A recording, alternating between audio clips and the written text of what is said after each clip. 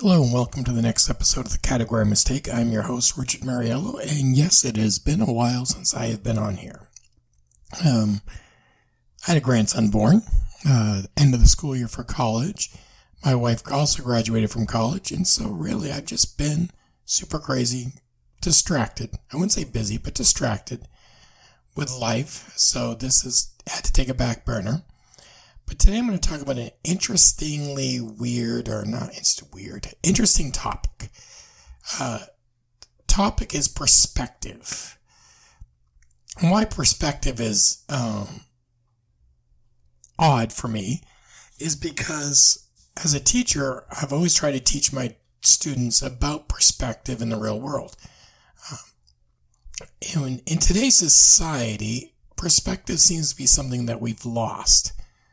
We've lost it mostly, I think, because we're trying to make everyone feel good, and so we don't want to hurt their feelings, so we don't speak truth. We speak what we think they want to hear. For example,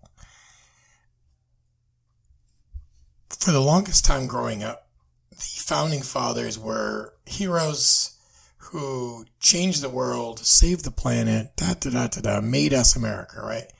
But now we have to look at them as, well, some of them owned slaves, some of them were unfaithful to their wives, and maybe what they did wasn't the best thing. Their perspective has changed. History has not changed. When I learned about the founding fathers in my history in high school and junior high and so on and so forth, I knew they owned slaves. I knew that they weren't great people. But I also had to take the good with the bad. What they accomplished was great. Were they great people? No. But let's be honest, how many of us are great people? I'm not a great person.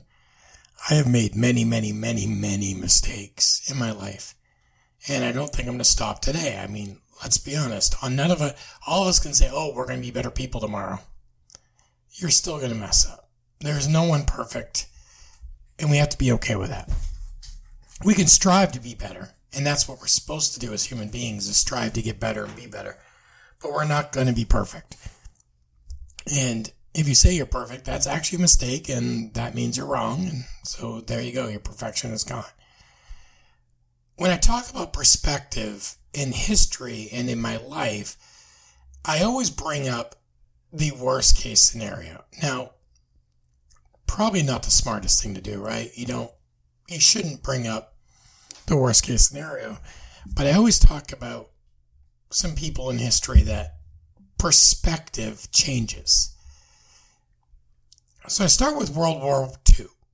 Why? Because that's the one that most people know, and most people are ticked off by what I say, so I try to get a rise out of them. So World War II, we, as the NATO forces, joined against the Axis powers of Germany and Japan, and Germany was causing death, destruction, chaos, along with the Japanese, but the Germans are the ones we would look at as the quote-unquote bad guys. Even though some would say the Japanese did far worse, other than the Holocaust. But what I tell my students is I say to them a lot, because they always say, well, Hitler was a bad guy. Hitler was a bad guy because we, as the NATO forces, we as the Americans, won. If we hadn't won, would Hitler be looked at as evil? I'm like, well, yeah, because he did such bad things. And then I go to the Civil War. And they're like, well, no, the South was evil and the South was wrong because they were for slavery. I said, do you think everyone in the South was wrong? Well, they were in the South, so they were wrong. And then I explained to them, I said, but if the South would have won the Civil War, would we be learning that the South was evil? Well, they wouldn't have won. Why? Because they were bad. The bad guys don't win. And then I finally go, and I go to 9/11. which is near and dear to my heart because, I'm one of the people who served in Afghanistan. And so, you would think of all perspective changing forces, Afghanistan would be one that I would be gung-ho G.I. Joe, pro-America, pro-everything, right? It would only make sense. And I am, to a point. But I tell the kids, my students, and my other people in my life, I said, what Osama bin Laden did or did not do, depending on what conspiracy you look at, was get our attention.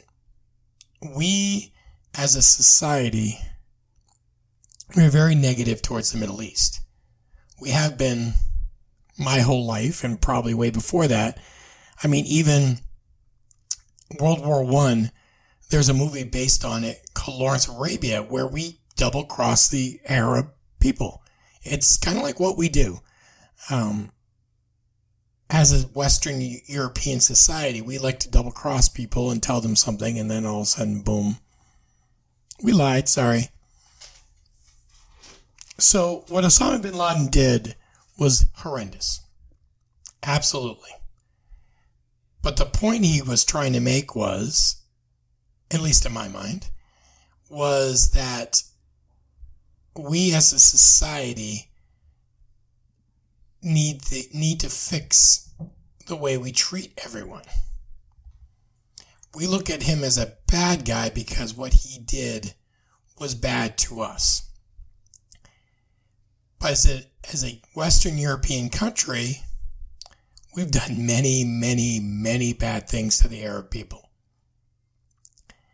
And most of the time, they did nothing to deserve it other than being from Arabia. And then, I love people, but then you get to the people who say things that make no sense. Well, if they just lived by the golden rule, we wouldn't have to go and blow them up.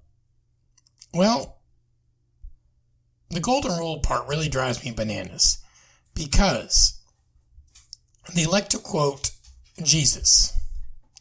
And I'm a big fan of Jesus. I am. I'm a big fan. Jesus was from the Middle East. And this golden rule they're talking about, he came up with. And if we're going to be taking out a person or a group of people from where he came from, we should probably understand that Jesus and people like him look like the people we say need to be more like Jesus. They are like Jesus. We're the ones who suck at it. Because if you think about it, Jesus wasn't white, right?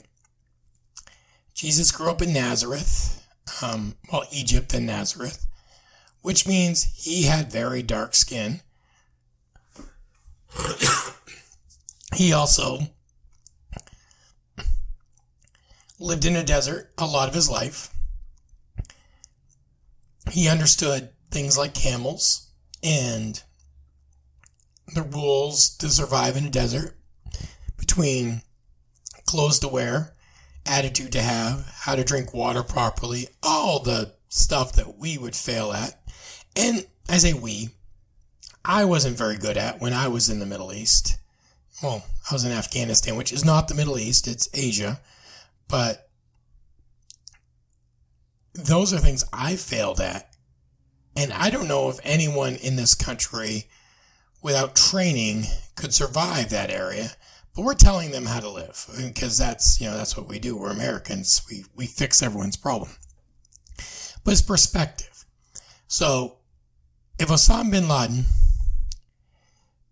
instead of blowing up planes and killing lots and lots of people in hate, had just said, hey guys, could you start treating us better? No one would have listened. If Hitler would have won the war, he would have been a hero. Let's look at it in the perspective of the USSR and Russia. They did lots of atrocities. They killed lots of people. They won.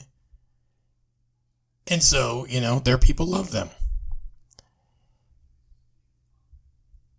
The South lost the Civil War, but if they would have won, we would have probably two United States. I actually think that we would have just kept fighting. I don't think that war was winnable by the South just because of what was involved to actually win was kind of hardcore. You couldn't just.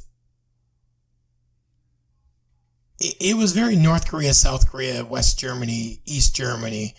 You had people who were family members, and all of a sudden you're supposed to hate them, and that doesn't work. I've never seen it work. Now, it doesn't mean that I'm smarter than everybody else. Maybe someone else has seen it work, but usually civil wars between countries do not work. I mean, to this day, North Korea and South Korea have issues.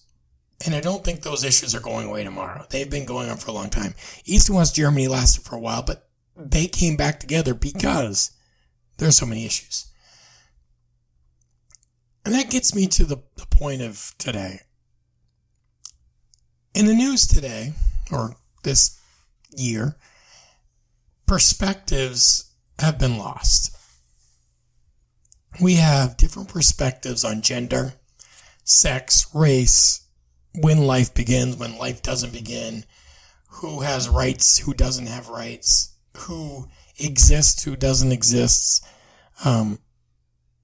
what a degree is, what a degree isn't. And it's fascinating to me how much anger and vitriol come from a simple question of,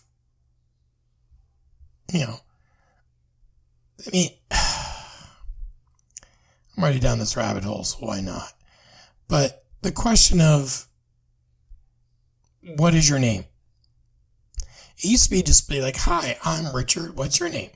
Now, sometimes you have to think about, okay, my name is Richard. What pronouns do I need to call you? Because I don't know what pronouns to call people. I just call them what I think they are. And most of the time I'm right. And most of the time it's not a problem. Maybe because the state we live in, it's not as big of a thing as it is in other states. But I really try to think to myself, how can I look at somebody and know what they want me to do for them? And the only answer is, well, you got to ask them. I'm supposed to ask everybody what is their preferred pronouns. And that's a challenge because in my perspective, you are either a man or a woman. Because genetics say that you're either a man or a woman. Now, yes, there are very rare scientifically, there are times when a man and or a woman have genetic anomalies, there we go, that make them intersex, which means a man can be a woman can be a man, because genetically they have issues. But that is not the common, 99% of people do not have that problem. And it's a struggle for me because I've always grown up and lived a life where I try to be inclusive, be understanding, be respectful. And now, more times than not, I have to worry about offending people that I've never worried about before. I've never thought to myself, this person walking in today, should I ask how she is doing? Or is that going to offend her? I've never worried about offending somebody. And And it's not because, oh, well, I've always been politically correct. No, I'm not politically correct. But I struggle with the thought of, I'm rough around the edges. This is challenging even for me. So now my perspective is, do I even want to talk to people? Do I see things so differently that I can't function in a society of today? And this is going to be a struggle because I believe we as a society, at least in this country, are not learning historically like we used to before. I'm a big proponent of history teaching history, learning history, not repeating history. And that is no longer okay. I'm not a big fan of the Confederates. I'm not a big fan of the Nazis, just in case you didn't know. I'm also not a big fan of freedoms being stopped. And while I don't always understand everything, I try to acknowledge that you have the right to be you have the right to say that. You have the right to be that. But now what I feel is they have the right, someone has the right to say it, but I don't have the right to say it. I don't have the right to feel the way I want to feel because someone down the road might get hurt feelings, and we don't want to do that because, they're sad.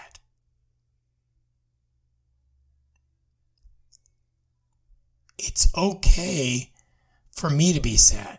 It's okay for me to be frustrated because I am a 40-year-old white man, almost 50-year-old white man, but a 20-year-old non-binary person can call me names and make fun of me because they're underrepresented, which I've never understood, because how are you underrepresented? If you are underrepresented per population, that's one thing. But non-binary is not a population number. It's not on the census board. We can't, as a government, start counting everyone who's today non-binary because tomorrow you could be.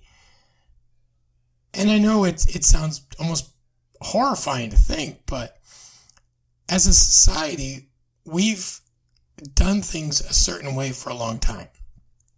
And I know just because we've done it for a long time doesn't mean we have to continue to do it. But some of it just makes sense. Like, we count how many women there are, how many men there are, and we attach it to a census bureau, and it's pretty simple. There's not a lot of need for guessing who, there's no third party candidate, okay?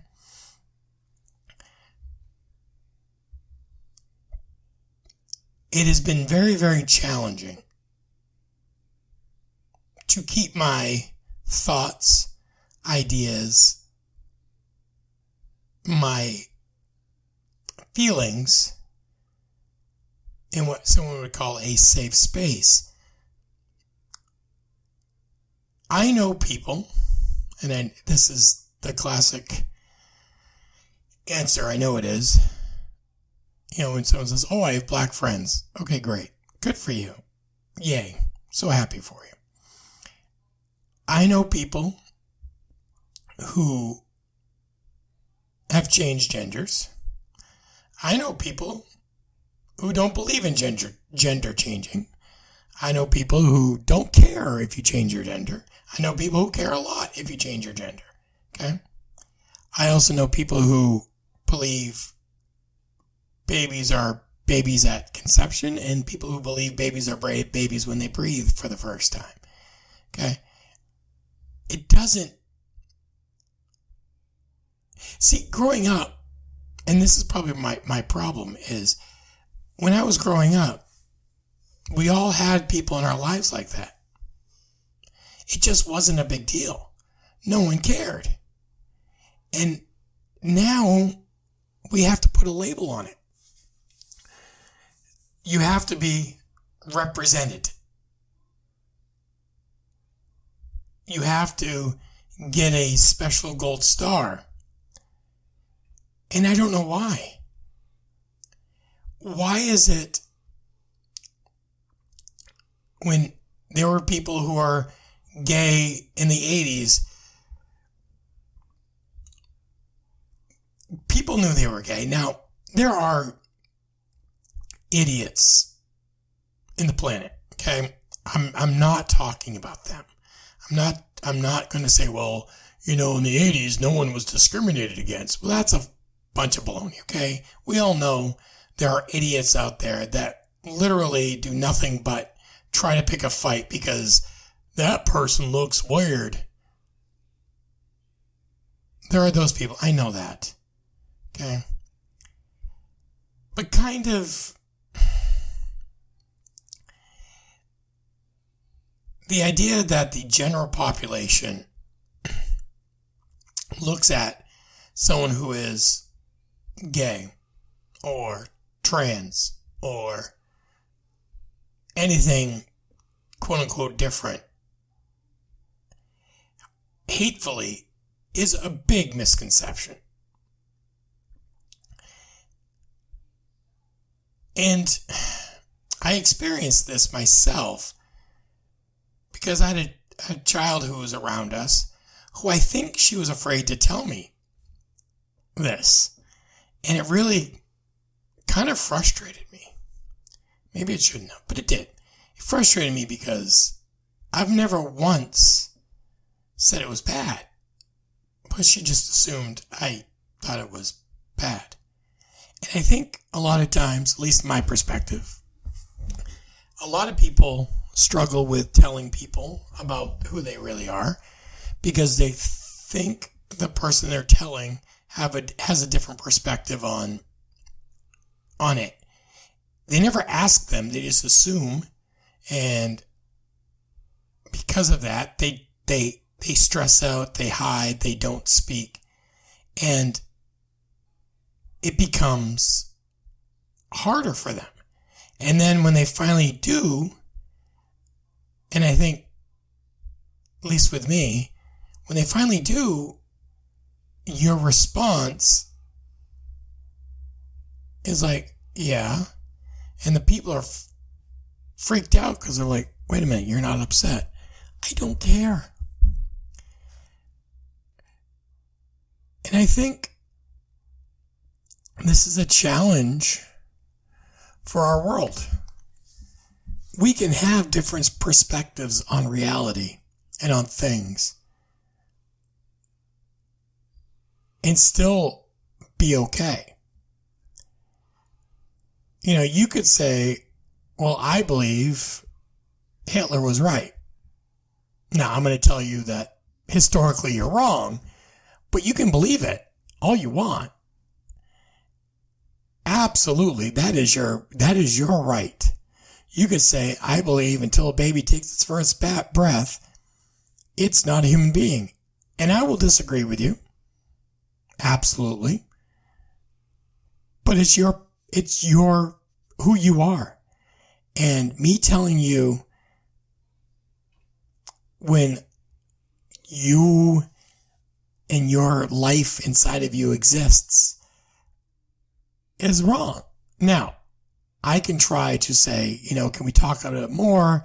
Can I help you understand my side? Absolutely. And that's what we used to do as a society. We would actually, talk things out and try to learn from one another and perspectives and change ideas. And it was great because we tried to help each other learn. And if you go back through history, you had people like Alexander Hamilton, who a lot of people didn't like, mostly Thomas Jefferson. But they were able to be civil to one another, civil as much as you can be, and deal with things and take care of problems. Now we don't even take care of problems. We go on a Twitter rant. We tell someone that they're mean or vile or, depending on which side you believe in, you can either be mean or vile or hate speech or all these other things. If I in my heart of hearts, which this isn't me, but just saying, if I in my heart of hearts believe that homosexuality is wrong, and if you are, you're going straight to hell in a handbasket, as long as I don't attack you physically or go after who you are physically, why can't I say it? If I think that until a baby is born and is breathing, that I can kill that thing as much as I want, you can't do anything about it because you don't understand, Who gives you the right to tell me I can't? Now, I'll tell you again, you're wrong, but it's your choice. I am not a big fan of abortion. I'm not a big fan of hurting people due to who they love or don't love. I don't understand it. But I'm not a big fan of attacking somebody who is it, because guess what? They're human beings. And I know I've offended some people, and I get that. But normally it's because I'm asking questions, and I think sometimes in the world we live in today, asking a question means you don't believe in it. I ask questions because I want to understand it. I still might not believe it or get behind it, but I want to know why you do. So, I was raised in a family that was very Democrat, very liberal, very, whatever you want to say. It was very liberal, which is weird because liberals today are changed. The Liberal Party growing up, the Democratic Party growing up, it was very much about freedoms, not taking away people's freedoms. They can say what they want, they can do what they want, just leave them the heck alone. And that was kind of how I grew up. That people needed to have freedom because we're America, gosh darn it.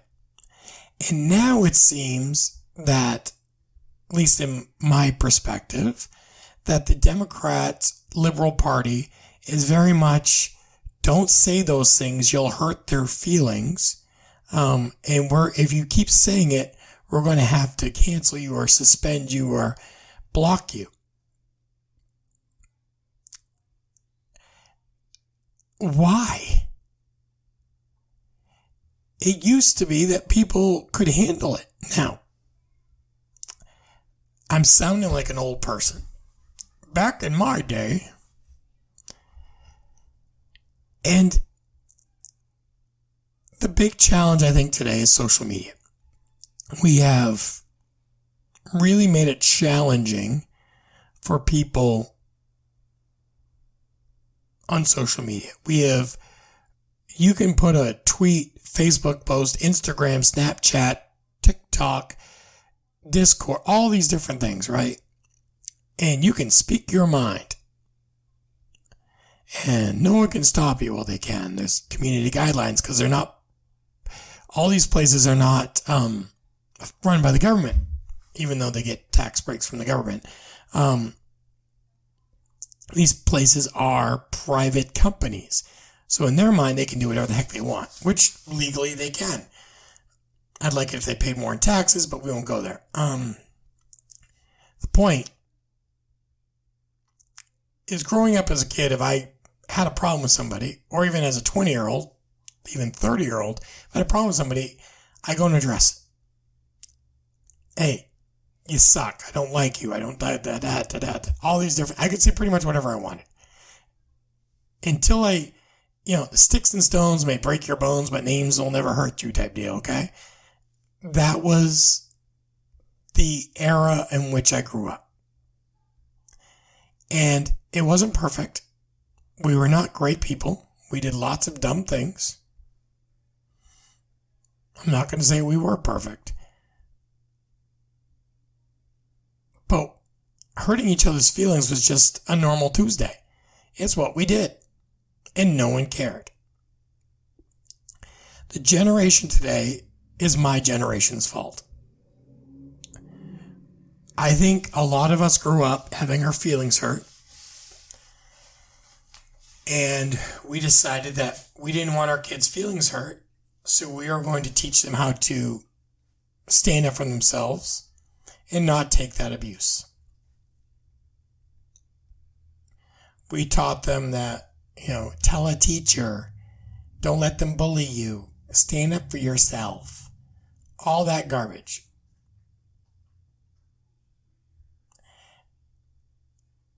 I say this because I believe my generation is the fault of the World War II parents.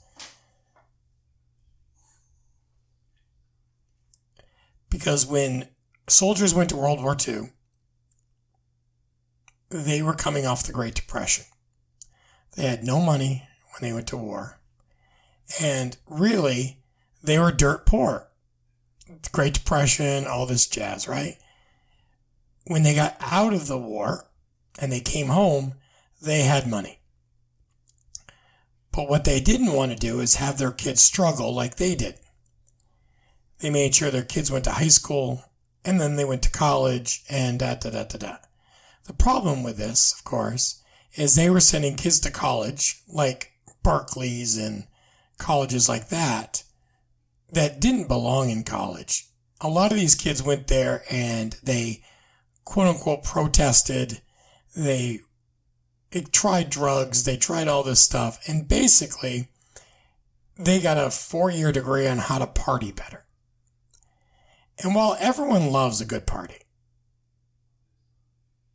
what happened is we have a lot of people with degrees and lifestyles that make no sense to the common person.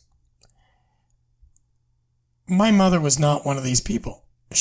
When I was growing up, she worked for the state. She drove a big old truck and she was big into the union and she was big into, rights and freedoms and But I knew a lot of kids whose parents were very much like my kids have to go to college. My kids have to do this. My kids have to do that. And so they went to college again. And those kids, of course, got picked on. And those kids then raised kids who don't want to be picked on. Got it. Now, we can't fix all of this. We can't. I think we've gone down too far a rabbit hole to actually fix what's ailing our humanity. And I hate saying it because I kind of like our humanity. I really do. I like people. I say all the time I don't like people, but I actually do like people. I have great hope for our society to change. But unfortunately, what I'm realizing is the change that I want to come is not going to come the way it should. Normally in a society, change comes slowly, sometimes through war, but a lot of times it's through generations getting older, the next generation realizing the mistakes of their previous generation, and they fix it. This was with slavery. This was with women's rights to vote, African Americans' rights to vote. This all changed because time. and perspective of the newer generations changed. Because I always like to bring up, the women's right to vote didn't happen because of women. It happened because of their husbands. You can say all you want. Oh, well, look at these pioneer women. The Women's Convention in New York that happened in Seneca Falls, their husbands had to get out the permits for them to even have the convention. Now, I'm not saying the women didn't do great things like Elizabeth Cady Stanton, all those lovely people. But they had to, unfortunately, get permission from the city to have an assembly. And that assembly wouldn't have happened if their husbands hadn't gotten a permit. So, like it or not, a lot of this stuff happened because of men. And I have some very strong, independent women in my life. And like it or not, that's the truth. When we went to the Women's Museum in Seneca Falls, there's a whole thing about the men who helped it happen. Helped make it happen, and it's true.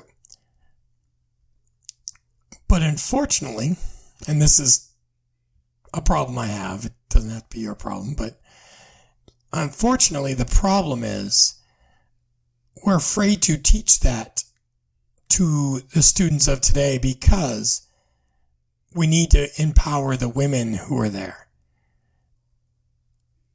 The women who were there had lots of power. They did lots of good things. Never have I ever said that they were not powerful women. I just think that the men should get credit too for all the work they had to do to get this thing off the ground. Elizabeth Cady Stanton's husband had to apply for the permit. It didn't just happen. But I've been a history teacher for a little while, and when we get to the women's rights movement, you never hear about their husbands. And I asked and this was probably done with me, but I asked the publishing company of the book that we were using, why? And they literally said, parents would be upset if we didn't make the women the focal point. I said, the women can be the focal point, but the men did a lot of work too. And their answers surprised me. Their answer was, history doesn't care about the men. Now, when I teach the revolution, I teach about the women of the revolution, even though the books don't have it. Because the women contributed to the revolution also. And hearing that men don't matter for women's rights, when the point of it was they were trying to get men to vote in women's rights. So the men had to vote for it. If women don't have the right to vote, who's going to vote for women's rights? The men. So giving them no credit because, well, people don't want to hear about the men. Well, they should. Just like I want to hear about, Nancy Hale and the revolution, or Sally Field, the astronaut, or Krista McAuliffe, the astronaut who was a teacher who passed away in the Challenger explosion. I want to hear about everybody who contributed to the history of where we are today. And to segregate them due to their race, their gender, that's just as bad as me giving off the wrong pronoun. That's just as bad as me, it's not fair to the families of the men who sacrificed so much, like their businesses, some of them their families, to do the right thing for the women that they believed were right. Just like George Washington sacrificed a lot for the revolution. Now we talk about, he was a rich slave owner. Yep. And how much money did he have to give away? because he believed in this thing called America.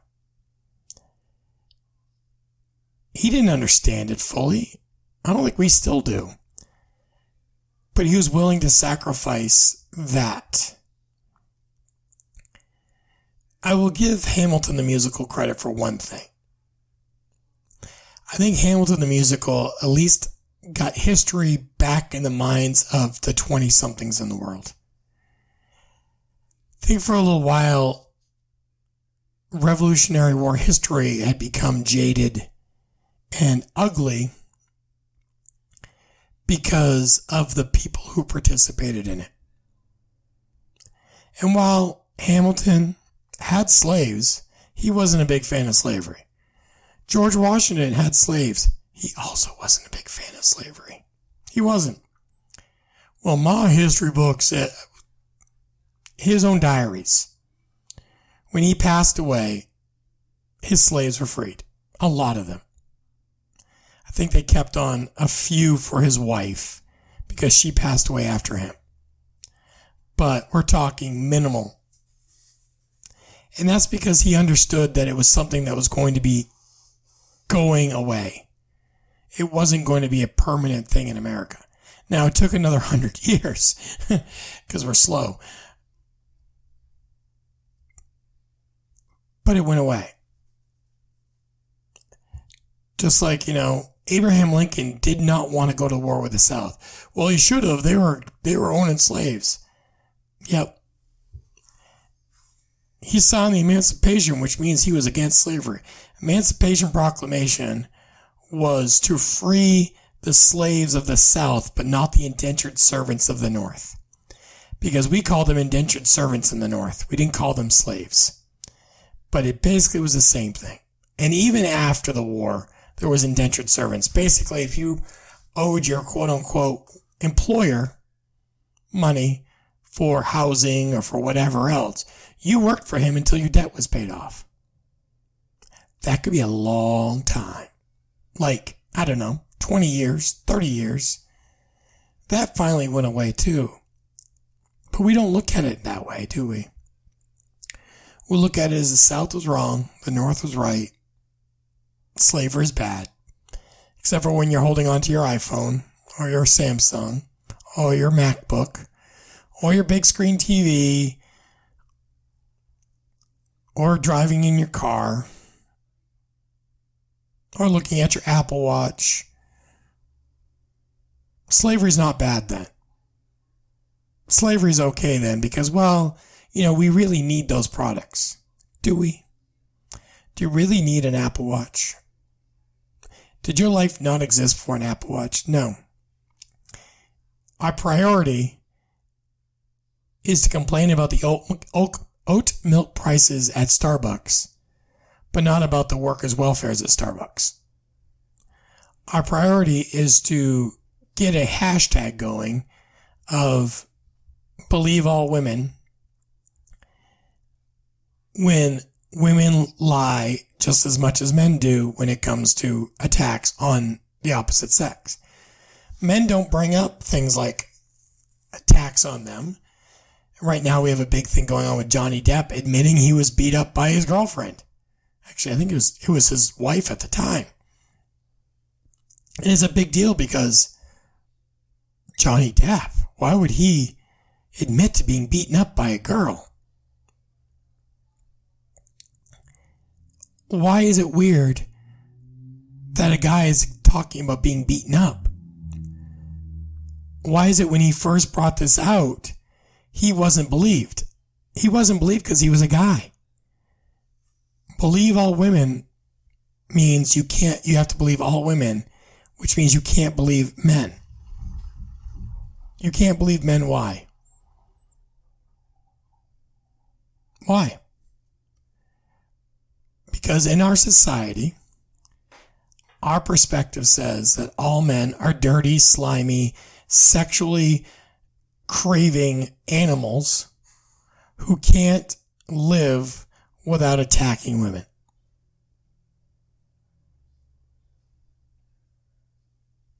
I have boys. I worry about my boys. Now, thankfully, one of them is married and he's a good kid, good man. And the other one is younger, and the other one's even younger. But having a boy, if he does something wrong or perceived as wrong, he's automatically going to be told he's guilty and he has to prove himself innocent. The Amber Heard trial with Johnny Depp is showing that everyone believed her. They fired Johnny Depp from everything while she kept continuing to do movies because there's no way what he's saying is true. Amber Heard's the victim. And now we're finding out that, well, that was wrong. Johnny Depp was a victim. Johnny Depp, who made Disney millions, actually billions of dollars, got fired from Pirates of the Caribbean because he supposedly hurt somebody. No trial yet, nothing else. Everything got thrown out of court. But he's guilty. And that's because our perspective has been skewed over the last 50 years. Now, in the 50s and 40s, women were attacked and beaten up, mostly by their husbands. And that was not right, still isn't right. But now we've swayed so far the other way that men are being beaten up by their wives and no one cares because, well, are you sure? He's a man. But if I said the same thing about a woman, I would be gone. If I said, are you sure she was beaten up? You know, she is a woman. Just saying it makes me feel like, oh my gosh, I'm in trouble.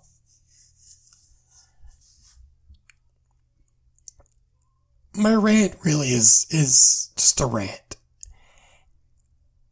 I get frustrated every day when I look around and I think to myself, how do I address the world today? How do I fix what I see that is wrong with the world? And my answer used to be, well, I'll just talk to people and we'll work out a general, agree to disagree, but we'll work on it together and it'll be fine. No problem. We're going to work it out because that's what reasonable people do. But we can't do that anymore. And I don't know if we'll ever get back to that again. But maybe I'm wrong. Tell me if I'm wrong. I'm more than okay with it. So it looks like I will be back onto this every week for a while. My grandson is born, which is good. He was a little sick there for a while, but he's much better now. And my summer has finally started. And it's going to be nice to get away. Stop stressing out about everything. So, have a good day, everybody. And we'll talk to you next time.